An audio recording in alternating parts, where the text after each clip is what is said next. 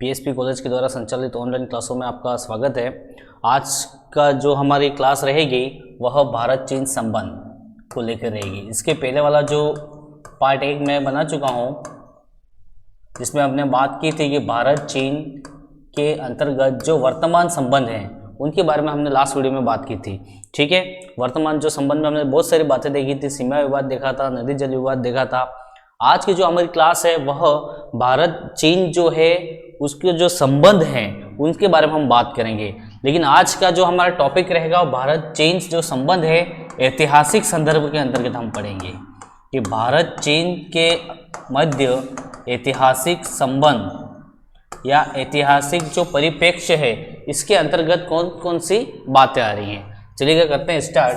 Heading डाल दीजिएगा भारत चीन संबंध ऐतिहासिक परिप्रेक्ष्य के अंतर्गत। फिर हमने बात की थी कि सबसे पहले अगर हम बात करें कि 10 अक्टूबर 1949 में जब साम्यवादी चीन का उदय होता है, ठीक है, 10 अक्टूबर 1949 में जब साम्यवादी चीन का उदय होता है तो भारत वह पहला देश था जिसने इसको चाइना को क्या दी थी, मान्यता दी थी। ठीक है, इसी के अंतर्गत अगर हम एक कोटेशन है विंसेंट शोएब का, ये भी हमारे लिए जानना बहुत ज़रूरी है। Vincent Shoaib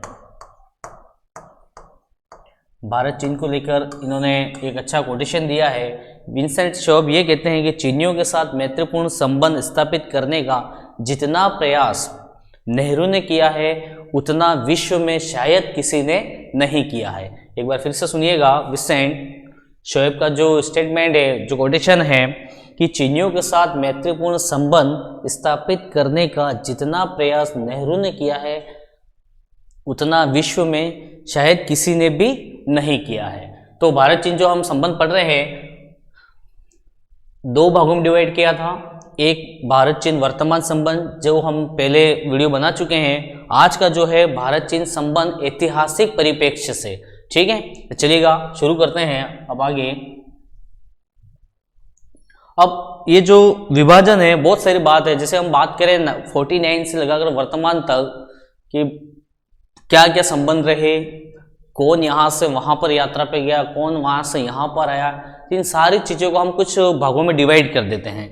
for example number 1 हम पॉइंट बना रहे हैं इसमें, भारत चीन प्रमोद काल। जब शुरुआत में भारत आज़ाद हुआ था, चीन भी शुरुआत में भारत और चीन के मध्य मित्रता को लेकर नेहरू जी ने बहुत ज़्यादा प्रयास किया था। तो फर्स्ट हम पॉइंट बना सकते हैं भारत चीन प्रमोद काल।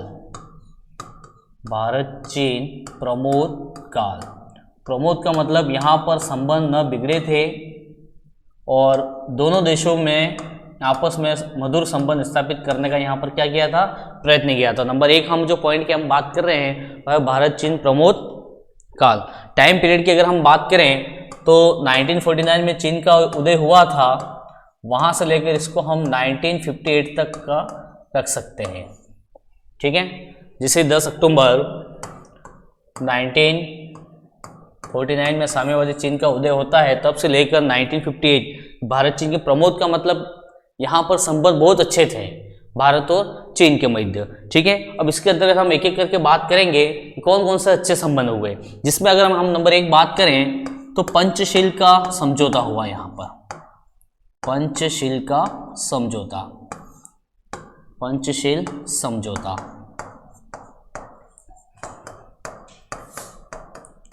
पंचशील समझौता। भारत में प्रधानमंत्री की तरफ से नेहरू जी ने सबसे ज्यादा चीन के साथ मित्रता पर क्या दिया था, बल दिया था। इसी क्रम में अगर हम बात करें प्रमोद काल के अंतर्गत नंबर 1 पंचशील का समझौता हुआ। ठीक है, पंचशील का जो समझौता है वह हुआ था 29 अप्रैल 1954 में। ठीक है, 29 अप्रैल 1954 में पंचशील मतलब 5 बातें हैं इसमें, ये समझौता हुआ था। भारत की ओर से यहाँ पर कौन थे, नेहरू जी। भारत की ओर से कौन थे, नेहरू जी। ठीक है, और चीन की ओर से समझौते पर हस्ताक्षर करने वाले थे वहां के प्रधानमंत्री चाओ एन लाई। थोड़े नाम ये ऐसे ही है, ठीक है, फिर से रिपीट कर रहा हूँ, भारत चीन प्रमोद काल जो मतलब अच्छे संबंध थे, तो हमने डिवाइडेशन कर दिया 49 से 1958 के अंतर्गत, जिसमें हम नंबर 1 पढ़ रहे हैं पंचशील का समझौता। तो भारत की ओर से नेहरू जी थे समझौते पर हस्ताक्षर करने वाले, और चाइना की ओर से चाओ एन लाई जो कि वहाँ के क्या थे, प्रधानमंत्री थे। अब जो पंचशील मतलब 5 बातों का जो समझौता हुआ वह क्या है? पंचशील का जो सिद्धांत है उसमें नंबर 1 बात कही गई थी कि एक दूसरे की प्रादेशिक जो अखंडता है, एक दूसरे की जो देश है उनकी प्रादेशिक जो अखंडता है और संप्रभुता, एक दूसरे की प्रादेशिक अखंडता और संप्रभुता का क्या करेंगे, सम्मान करेंगे। दोनों ही देश एक दूसरे जो, फिर से रिपीट कर रहे हैं, जो 5 समझौते की बातें हैं, 5 बातें पंचशील का जो समझौता, उसके अंतर्गत जो पहली बात है, यह समझौता हुआ कि दोनों देश एक दूसरे की जो प्रादेशिक अखंडता है और संप्रभुता का दोनों देश क्या करेंगे, सम्मान करेंगे। दूसरी बात अगर हम बात करें इसमें, दूसरा समझौता अनाक्रमण। अनाक्रमण कहने का मतलब दोनों देश एक दूसरे पर आक्रमण नहीं करेंगे, यह था दूसरी बात थी। तीसरी अगर हम बात करें, यहां पर तीसरी बात थी अहस्तक्षेप। अहस्तक्षेप कहने का मतलब जो दोनों देश हैं वो एक दूसरे के आंतरिक मामलों में हस्तक्षेप नहीं करेंगे। ये यहाँ पर पंचशील का जो समझौता है उसके अंतर्गत तीसरी बात है। ठीक है, चौथी बात की अगर हम बात करें, चौथी बात ये थी कि परस्पर समानता और लाभ की भावना के आधार पर काम करेंगे। परस्पर समानता और लाभ की भावना के आधार पर क्या करेंगे, काम करेंगे। ये हो गया चौथी बात। ठीक है, और 5वां जो इसमें आता है वह है शांतिपूर्ण सह अस्तित्व। दोनों देश एक दूसरे के मध्य शांतिपूर्ण सह अस्तित्व रखेंगे। सह अस्तित्व। ठीक है, तो ये है पंचशील का जो समझौता है वह है, मैंने अभी बताया आपको कि 29 अप्रैल 1954 में भारत चीन के मध्य क्या हुआ, पंचशील का समझौता हुआ। भारत की ओर से साइन किसने किए थे, नेहरू जी ने। ठीक है, चाइना की ओर से वहां के प्रधानमंत्री थे चाओ एन लाई, उन्होंने क्या किए थे, हस्ताक्षर किए थे। और क्या मुख्य बातें थी पंचशील की, नंबर 1 अखंडता संप्रभुता, एक दूसरे की प्रादेशिक अखंडता और संप्रभुता का क्या करेंगे, सम्मान करेंगे। अनाक्रमण, एक दूसरे पर आक्रमण नहीं करेंगे। अहस्तक्षेप, हस्तक्षेप नहीं करेंगे एक दूसरे के आंतरिक मामलों में। नंबर 4 परस्पर समानता और लाभ की भावना के आधार पर क्या करेंगे, ये कार्य करेंगे। नंबर 5 क्या है, शांतिपूर्ण सह अस्तित्व। ठीक है, तो ये हो गई जो प्रमोद काल है उसमें नंबर 1 बात ये हो गई। अब है नंबर 2। अब देखिएगा नंबर 2 की हम बात करें तो जो तिब्बत क्षेत्र है, तिब्बत, ठीक है, तो अब यहां पर क्या होता है, 29 जून उसी दिन, कहने का मतलब 29 जून 1954 में भारत ने क्या किए, तिब्बत पर जो अपने अतिरिक्त देशीय अधिकार थे, भारत ने उसका क्या कर दिया, त्याग कर दिया। कहने का मतलब जो भारत का जो तिब्बत वाला हिस्सा भारत में आ रहा था, तो भारत ने क्या किए, तिब्बत से अपने देशीय अधिकार का क्या कर दिया, यहाँ पर त्याग कर दिया। ठीक है, और देशीय अधिकार का भारत ने क्या कर दिया, त्याग कर दिया। और तिब्बत पर किसकी संप्रभुता स्वीकार कर ली, चीन की संप्रभुता यहाँ पर स्वीकार कर ली। देखिए दोनों अभी तक तो एक दूसरे के क्लोज हो रहे हैं, ऐसा लग रहा है अपने को। नंबर 1 हम बात की थी पंचशील, नंबर 2 के हम बात कर रहे हैं तिब्बत पर क्या हुआ, 29 जून मतलब जो पंचशील का जब समझौता हो रहा था, ठीक है, उसके अप्रैल में हुआ था, वो तो अप्रैल मई जून 2 महीने की बात है ये। ठीक है, जब पंचशील का समझौता हो गया उसके बाद भारत ने क्या किया, जो तिब्बत क्षेत्र है वहां से अपने देशीय अधिकारों को क्या कर दिया, त्याग कर दिया, और चीन की संप्रभुता को यहां पर भारत ने क्या कर दिया है, स्वीकार कर दिया है। ठीक है, प्रमोद काल में ये दूसरी बात थी। नंबर 3 के रम और आगे हम बात करें, अब क्या होता है अब गोवा, नंबर 3 हम गोवा के बारे में बात करेंगे। भारत ने क्या किया, 1961 में गोवा का भारत में क्या कर दिया, विलय कर दिया। किसका विलय कर दिया, गोवा का भारत में विलय कर दिया। ठीक है, और चीन ने यहां पर भारत का क्या किया, समर्थन किया। एक महत्वपूर्ण बात है ध्यान रखने की,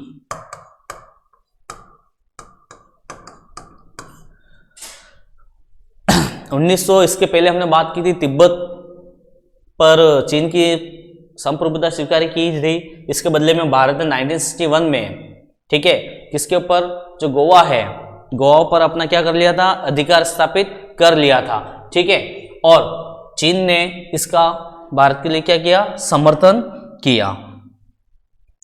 फिर अगर हम आगे और बात करें नंबर 4 पे, भारतीय संसद, इसको पॉइंट अपन ऐसे बना सकते हैं, भारतीय संसद में चीनी प्रधानमंत्री, भारतीय संसद में चीनी प्रधानमंत्री। जो प्रमोद काल है उसके बारे में हम बात कर रहे हैं, एक बार फिर से मैं रिवाइज करवा देता हूं। देखिएगा, नंबर 1 हम प्रमोद काल में बात कर रहे हैं, पंचशील का समझौता, जिसकी 5 बातें ये बताई थी मैंने। फिर इसके बाद हमने बात की थी तिब्बत को लेकर कि तिब्बत पर भारत ने अपने अधिकार क्या कर दिए, त्याग कर दिए, और चीन की संप्रभुता भारत ने क्या कर दी, यहाँ पर स्वीकार की।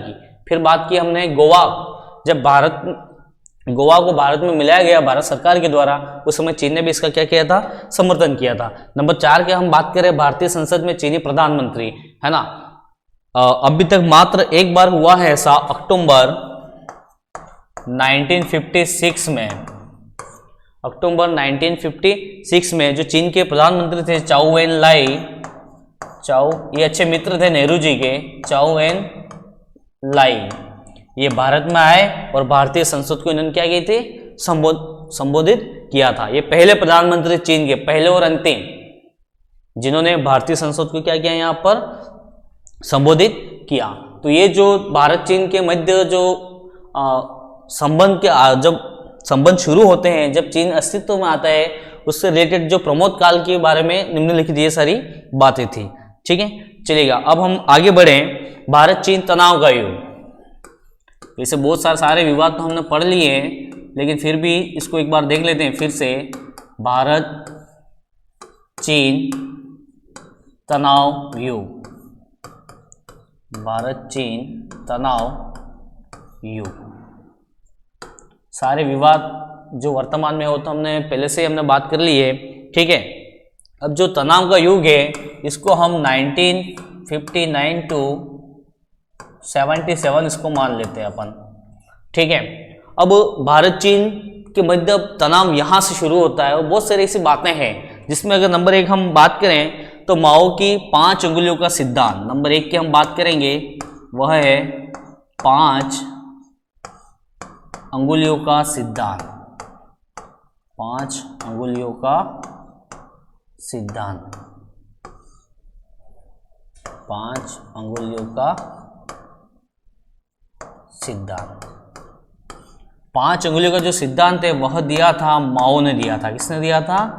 माओ ने। और 5 अंगुलियों का सिद्धांत क्या कहता है? सिद्धांत यह कहता है कि अगर चीन हाथ है, फॉर एग्जाम्पल ये हाथ बना रहे हैं 2 4, ठीक है, माओ का 5 अंगुलियों का सिद्धांत क्या कहता है? अगर चीन क्या है? हाथ, चीन है हाथ, हैंड, ठीक है, तो जो हथेली है वह है तिब्बत।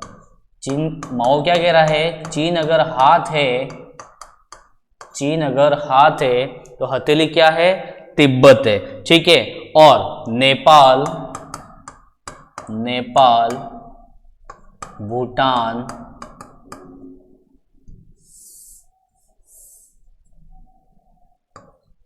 हाँ नंबर 1 नेपाल,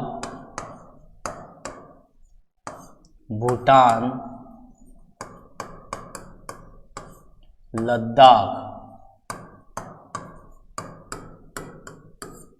नेपाल, भूटान, लद्दाख, सिक्किम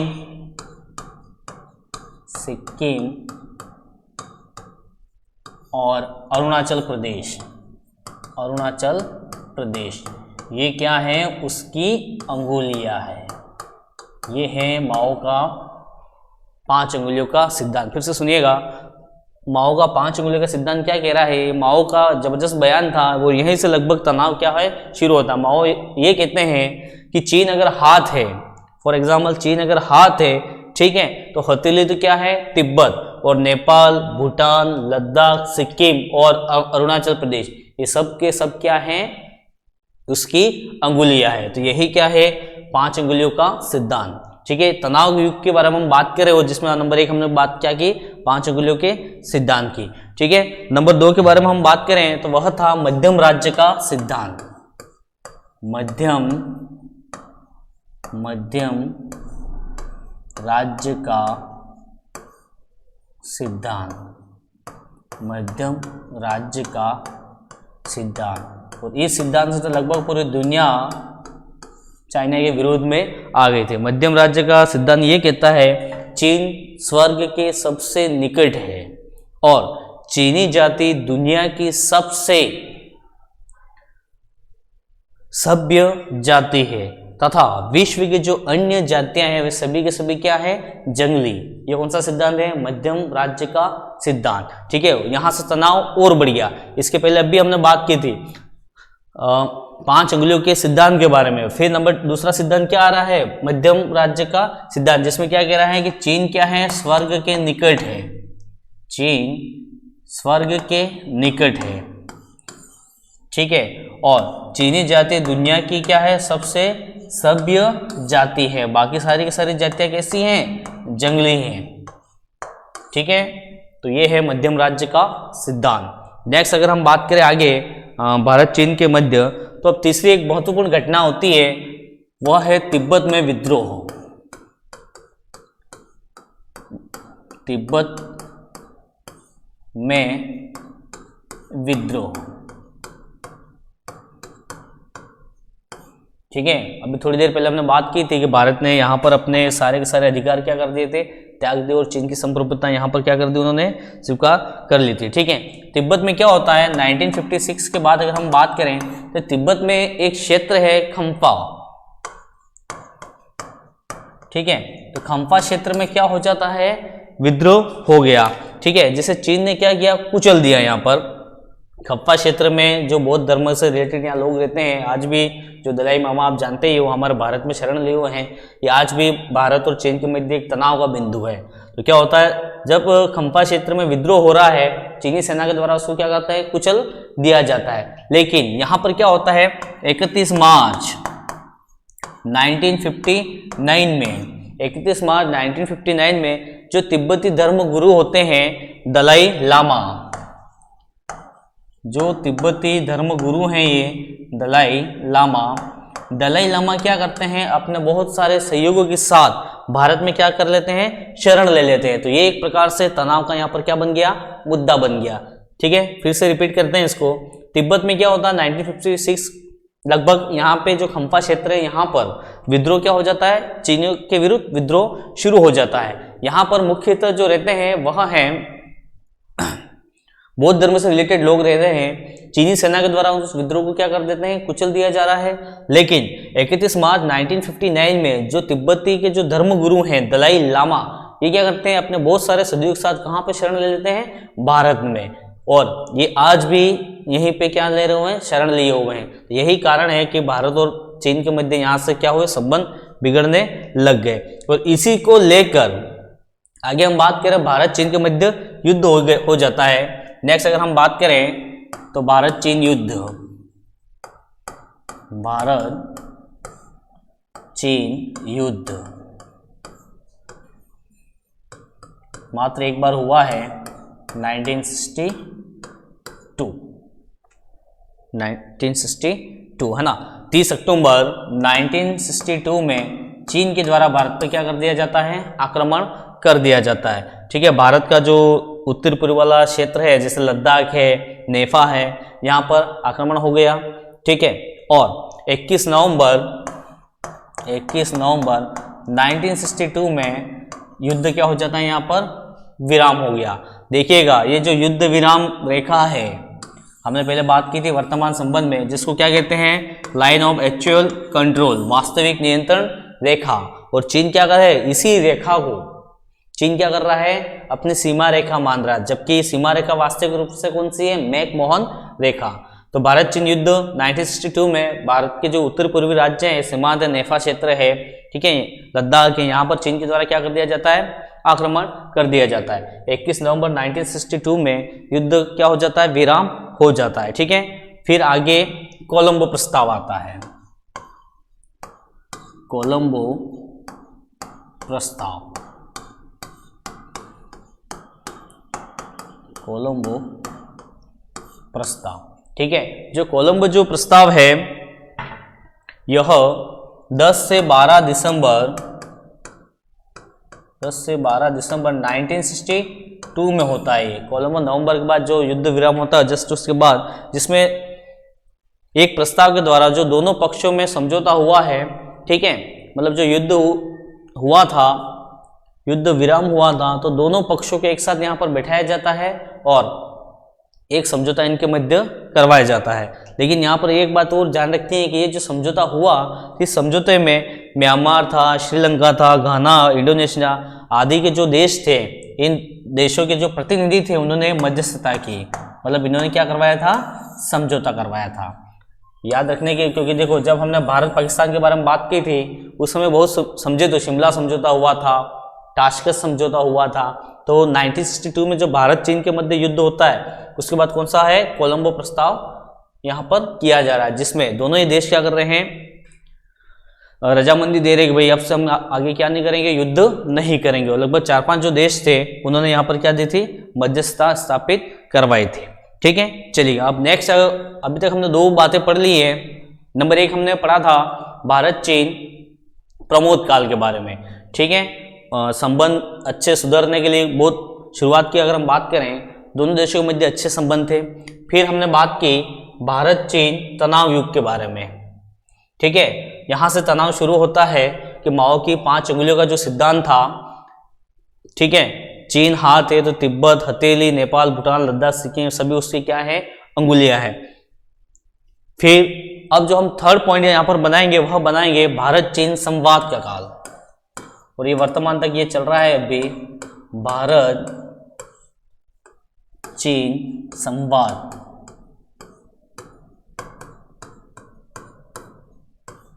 मतलब ये बातचीत का दौर अभी वर्तमान 2021 तक शुरू है यहाँ पर, भारत चीन संवाद काल, और इसको हम टाइम पीरियड अगर दें तो 1978 से अभी वर्तमान तक, ठीक है। अब इसके अंतर्गत हम बात करें तो बहुत सारे यहाँ से लोग वहाँ जा रहे हैं, वहाँ से लोग यहाँ पर आ रहे हैं, हमारे जो सरकार है उससे रिलेटेड लोग, दोनों देशों के मध्य संबंधों को सुधारने के लिए, ठीक है।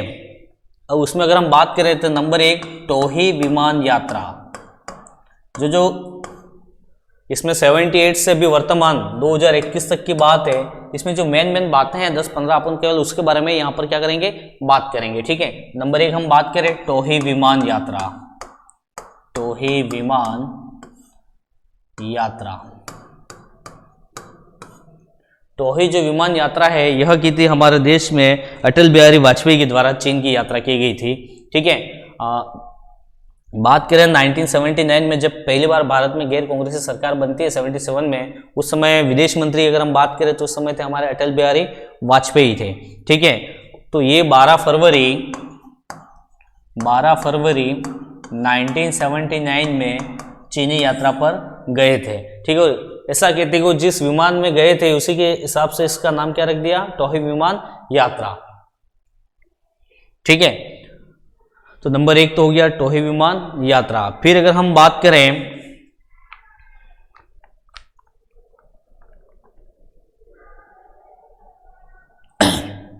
नरसिम्हा, नंबर 2 के बारे में बात करें,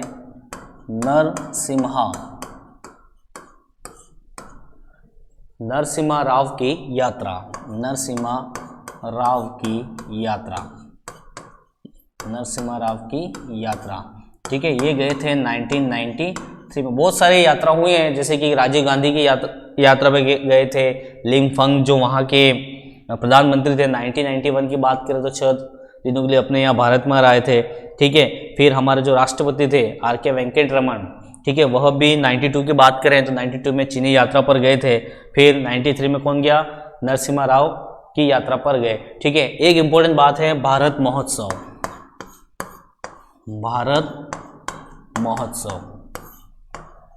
भारत महोत्सव का आयोजन, भारत महोत्सव। ठीक है, चीन में क्या होता है, चीन में मई जून के अंतर्गत है ना, मई जून 1994 में चीन के द्वारा भारत महोत्सव का चाइना में क्या किया जाता है, आयोजन किया जाता है। इंपॉर्टेंट बात इसलिए कि चीन में होने वाला किसी भी विदेशी राष्ट्र का पहला महोत्सव है। इंपॉर्टेंट बात है, भारत महोत्सव का आयोजन करना चीन के द्वारा कब किया जा रहा है, 1994 में। इंपॉर्टेंट इसलिए क्योंकि ये पहला महोत्सव है जो चीन में हुआ, और चीन ने इसके पहले किसी भी राष्ट्र का वहां पर क्या नहीं किया था, महोत्सव नहीं किया है। एक इंपॉर्टेंट बात यहाँ पर ये भी हमको क्या करनी है, ध्यान में रखनी है। ठीक है, फिर अगर हम बात करें 2002 की, 2002 में आपको पता होगा, जो एक तो दलाई लामा तो पहले से भारत में शरण लिए हुए थे ही, एक और करामापा लामा, भारत ने यहाँ पर एक बार फिर जो तिब्बती धर्मगुरु है, ये 2000 की बात है, करामापा लामा को 2000 में शरण दी। ठीक है, जिसे चीन ने क्या किया कि भाई ये आप पंचशील के जो सिद्धांत है उसका क्या कर रहे हो, आप उल्लंघन कर रहे हो। जो पंचशील का करामापा लामा को जब भारत ने शरण दी, ठीक है, तो चीन द्वारा क्या कहा गया कि आपने पंचशील के सिद्धांतों का यहाँ पर क्या किया है, उल्लंघन किया है। क्योंकि पंचशील के सिद्धांत में एक बात स्पष्ट लिखी हुई थी कि एक दूसरे के आंतरिक मामलों में हम हस्तक्षेप नहीं करेंगे। ठीक है, फिर अगर हम बात करें, जब अटल बिहारी वाजपेयी फिर से प्रधानमंत्री बनते हैं तो वाजपेयी जी की यात्रा फिर से 2003 में चीन की क्या करते हैं, यात्रा करते हैं। ठीक है, लेकिन यहाँ पर एक इम्पोर्टेंट बात है इस यात्रा का, क्योंकि चीन ने परोक्ष रूप से सिक्किम को भारत का हिस्सा यहाँ पर क्या किया था, मान लिया था। ठीक है, और एक इम्पोर्टेंट बात है यहाँ पर ध्यान रखना, वाजपेयी की 2003 में जो यात्रा हुई, इसमें चीन ने क्या किया, पहले तो विरोध कर रहा था किसका, सिक्किम का। ठीक है, सिक्किम ने शुरुआत में तो जब शुरुआत की बात करें, जब भारत ने तिब्बत पर अपने अधिकार छोड़ दिए, ठीक है, तो उस समय चीन ने गोवा को तो समर्थन दे दिया था, लेकिन चीन के भी 5 उंगलियों के सिद्धांत में क्या था, सिक्किम भी था। तो ये यात्रा इसलिए इंपॉर्टेंट है क्योंकि यहाँ पर सिक्किम को इनडायरेक्टली रूप से चीन ने यहाँ पर भारत का हिस्सा यहाँ पर क्या है, इसको मान लिया था। और भारत ने भी जो तिब्बत है, ठीक है, वहां को उसको स्वायत्त प्रदेश के रूप में मान्यता देने की बात यहाँ पर क्या कर ली, स्वीकार कर ली थी। ठीक है, और मई 2004 की अगर हम बात करें, 2004 में चीन के द्वारा पहली बार सिक्किम को भारत का यहाँ पर क्या माना गया है, अंग माना गया है। उसके बाद देखो 2005 की बात करें तो वेन जियाबो जो वहाँ के पीएम थे वो भारत की यात्रा पर आए। फिर 2006 की बात करें तो हो जिंताओ भी यहाँ पर यात्रा पर आए।